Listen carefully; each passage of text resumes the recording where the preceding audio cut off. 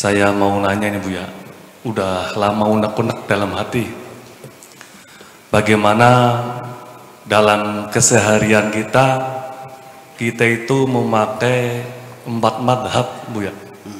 4 madhab kita pakai dalam kehidupan sehari-hari.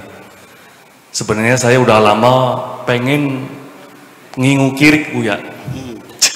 Cuman ya karena saya madhabnya Imam Syafi'i jadi agak gitulah. Ya gitu aja Buya. Sebelumnya makasih banyak. Assalamualaikum warahmatullahi wabarakatuh. Ya. Terima kasih Mas Beni Mubarok. Saya ingin mengatakan jujur saja ya, Nabi Muhammad tidak pernah mengajarkan madhab. Jadi kalau kita melakukan sesuatu yang tidak dilakukan oleh Kanjeng Nabi, namanya kan bid'ah. Iya, iya. Nabi nggak pernah kunut, lalu kita kunut, disebutnya apa? Bid'ah. Bid'ah. Nabi tidak bermadhab, lalu kita bermadhab, berarti Bid'ah. jujur aja sih. Gitu. Kalau kita melihat itu, ma'ana alaihi wa ashabi. Apa yang dilakukan oleh Nabi dan para sahabatnya tidak bermadhab. Madhab-madhab sendiri kan muncul setelah 200 tahun setelah Nabi meninggal dunia. Mereka sudah nggak pernah ketemu Kanjeng Nabi lagi. Dan kemudian apakah bermadhab itu wajib? Enggak juga. Ya, awas. Nah, Buya nih Muhammadiyah nih. Enggak juga. Iya. Tetapi juga saya memaklumi orang yang bermadhab. Iya, iya. Gitu. Karena persoalannya bahwa orang yang bermadhab sendiri itu secara praktisnya ya, kalau saya tidak bermadhab lalu saya berijtihad sendiri, mengumpulkan hadis-hadis Nabi, membaca ayat-ayat Al-Quran, penafsirannya, kemudian hadisnya berbagai macam musnad, Sahih Bukhari, Sahih Muslim, berbagai macam musnad, saya baca semuanya, saya gali semuanya. Percaya tidak? Apapun kesimpulan saya, nantinya sudah dipastikan sudah ada yang mendahului. Betul nggak? Ketika saya berijtihad menyenggol istri, menyenggol kulit istri tanpa aling-aling, batal atau tidak? Ayatnya adalah aula mastumun nisa. Ketika hasil kesimpulan ijtihad saya, wudu menjadi batal, nyenggol istri, sudah ada yang mendahului, namanya Imam Syafi'i.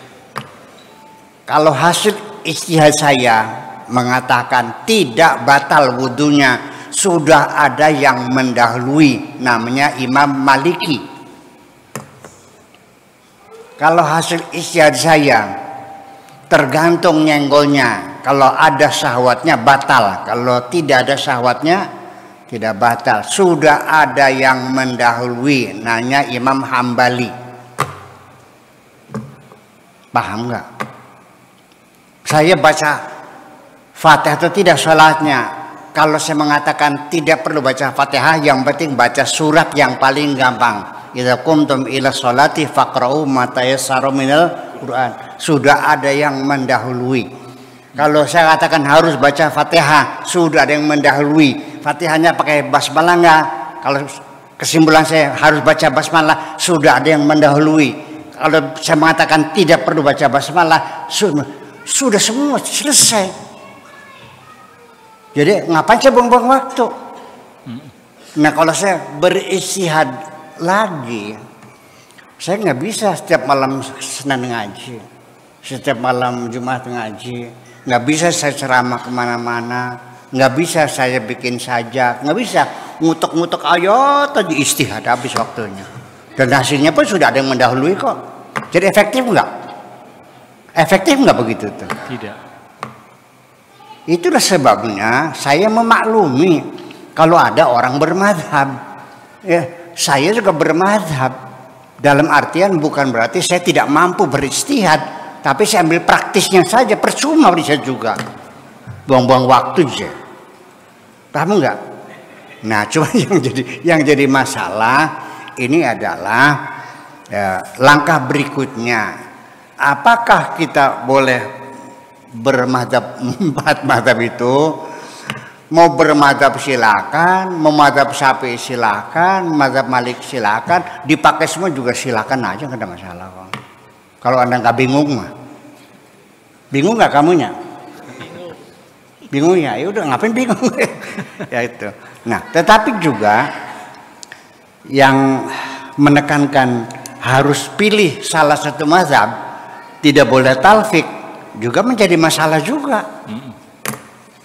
Iya, jadi masalah juga. Ya sekarang bagaimana mazhab Syafi'i bisa naik haji kalau nyenggol perempuan batal? Ketika tawaf tidak bisa dihindari, pasti senggolan. Karena laki perempuan nggak ada hijab sama berputar tawaf bareng-bareng, dah pasti nyenggol. Jadi orang yang mazhab Syafi'i dipastikan tidak bisa naik haji. Jadi pindah nggak? Ya pindah. Harus nggak? Ya harus. Nah, tetapi pindahnya itu bukan berarti dengan alasan darurat, bukan. Darurat itu baru dipakai ketika semua mazhab melarang. Tetapi ketika ada mazhab lain yang membolehkan, maka prosedurnya kita pindah mazhab, bukan hukum darurat. Begitu, kira-kira seperti itu. Ya, itu siapa? Mazhab Maliki, yaitu yang mengatakan bahwa nyenggol perempuan itu tidak batal. Ya, gitu. Karena Imam Maliki mengatakan aula mastumun itu artinya lil musyarakah, senggol-senggolan, bukan nyenggol. Lanang nyenggol, wadone nyenggol. Lanang yang ngeremet, wadone remet. Lanang yang ngerogo, wadone ya rogo-rogo remet-remetan yang batal itu. Lo nyenggol aja nggak apa-apa. Itu maksudnya. Karena mula masa itu artinya musyarakah. Ya, maknanya lil musyarakah, saling pegang memegang, saling sentuh menyentuh. Ya itu artinya apa ya? Hubungan seksual. Bercinta. Ya kan? Nah, semacam itu. Sehingga dari bercinta dengan penuh syahwat, ya artinya ya tidak bisa dihindari, akan keluar mati, keluar mani dan sebagainya. Ya kan begitu masalahnya. Kalau nyenggol aja nggak ada masalah itu. Jadi akhirnya Pak, nah kemudian lagi ada larangan pindah mazhab, talfik itu larangan. Ini juga mesti saya jelaskan. Talfik itu tidak boleh ketika menyangkut hukum pidana dan hukum perdata. Karena kalau terjadi talfik pindah mazhab, di situ akan menjadi masalah, yaitu tidak ada kepastian hukum. Umpamanya orang mencuri, kalau mazhabnya mazhab Syafi'i dipotong sampai pergelangan sini. Tapi kalau mazhabnya mazhab Syiah cukup jerijingnya saja. Jadi karena ini kasusnya pencurian, maka ke mahkamahnya mahkamah Syiah supaya dipotong jerijingnya aja. Kalau mahkamahnya mahkamah Imam Syafi'i dipotong setengahnya. Itu nggak boleh begitu tuh. Tapi kalau dalam ibadah mah nggak ada masalah. Kalau ibadah mah tergantung yang Anda yakin. Masa berhubungan dengan Tuhanmu terikat dengan kemazhaban, keyakinanmu. Paham dikit ya? Sholat, wudhu, ya kan? Yang sifatnya ibadah-ibadah seremonial macam itu silakan apa Anda yakini. Saya mazhabnya Syafi'i, tapi saya kalau mencuci kepala itu saya cuci semuanya. Wamsahu biru'usikum seluruhnya sampai ke sini. Kalau Imam Hambali langsung telinga. langsung sini, langsung telinga. Semua Al-Imam Syafi'i cukup dengan satu jari, tul. Sah. Saya nggak yakin, saya mau dipaksa, nggak bisa dong. Iya, tapi kalau Anda yakin silakan, kan gitu. Anda yakin, sah gitu, wudunya. Saya nggak yakin, maka saya usah seluruhnya sesuai dengan mazhab Hambali. Boleh nggak? Ya boleh. Itu masalah ibadah. Kecuali kalau masalah pidana dan perdata, tidak boleh talfik. Jadi pemahaman talfik ini juga nggak jelas sesungguhnya. Dikiranya semuanya. Bagaimana wudunya Imam Syafi'i, batalnya Maliki? Ya terserah kamu itu kalau masalah ibadahmu. Iya. Jadi artinya bahwa hasil ijtihad mereka sendiri juga artinya kan sangat tergantung, ya, sangat kondisional. Imam Syafi'i mengatakan bahwa nyenggol perempuan itu batal. Ini kan akibat karena beliau tidak bisa memprediksi bahwa nanti di kemudian hari orang haji jumlahnya puluhan juta akan berputar di Ka'bah itu pasti nyenggol. Dikiranya ya angger gitu aja, 500 orang sekali. Dikiranya. Lah saya yakin kalau Imam Syafi'i lahir lagi pasti di awit mana? Iya, berarti tidak mungkin dong Allah memutuskan nyenggol batal yang berakibat tidak bisa naik haji, kan nggak mungkin dong. Iya. Betul nggak? Nah, itu persoalannya. Jadi ya seperti itu. Kemudian juga dalam zakat, awas, zakat ziro'ah yang wajib dizakati hanya makanan pokok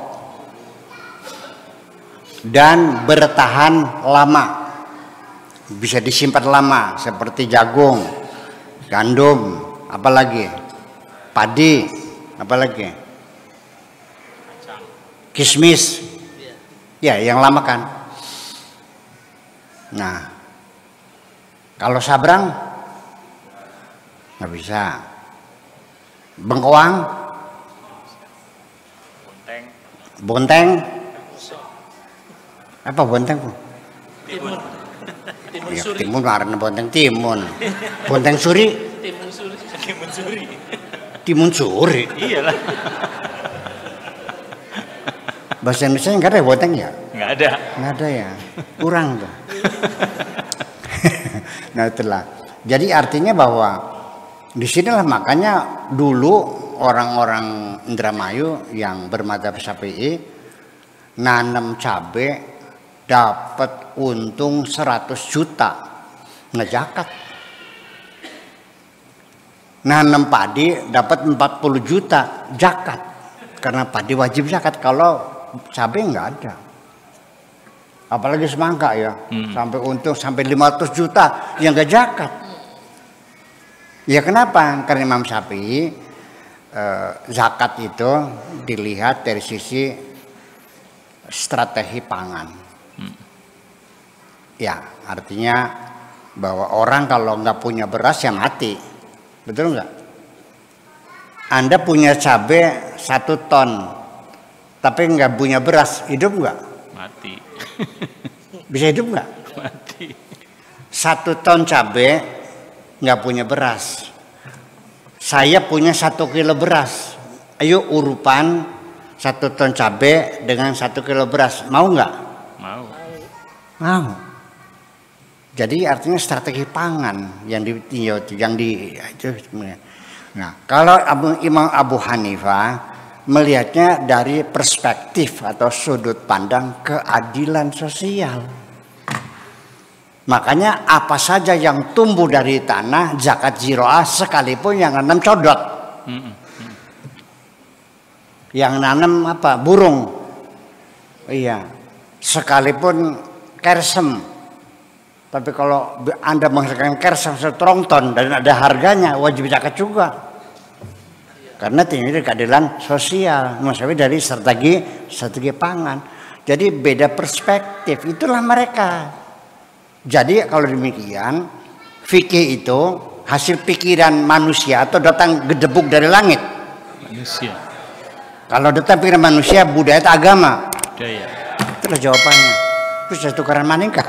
Terima kasih gitu aja. Iya.